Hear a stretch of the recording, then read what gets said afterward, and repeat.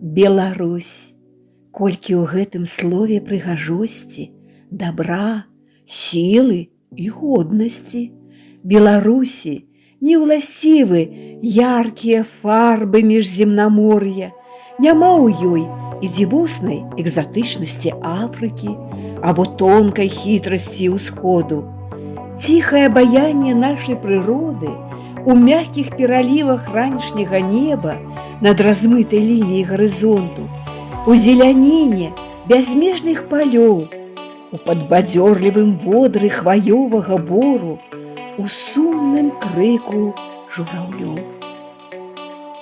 Прыгажосць Беларусі адкрыецца таму, хто здольны спыніцца і адчуць навакольны свет, прыгледзецца ў глыбокія вочы Беларусі, сінія азёры, апусціць рукі у прахалодную ваду празрыстага ручая, схавацца ад цёплага дажджу пад зялёную лапу елі.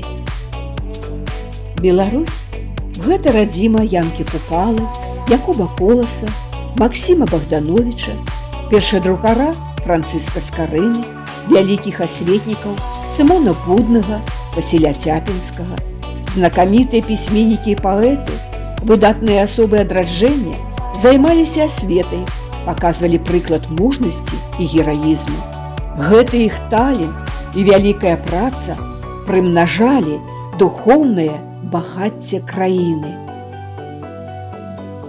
Беларусь мае сваю гісторыю, культуру і традыцыі. За шматвяковую гісторыю яна была заваявана шмат разоў, але сама ніколі не была заваёўнікам.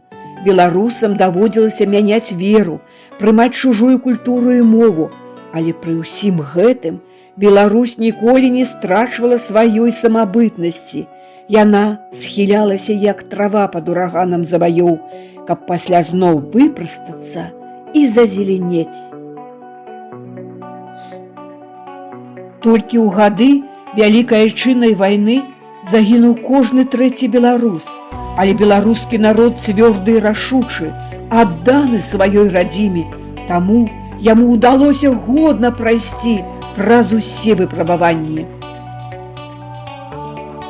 Мы любім нашу родную зямлю, ганарымся таленавітымі землякамі, якія ўдзельнічаюць у сусветных глобальных праектах і дасягаюць небывалых прафесійных вышынь.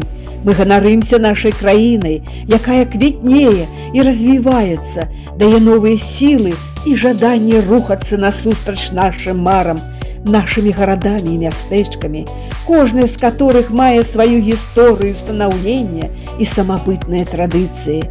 Мы ганарымся табой, Беларусь!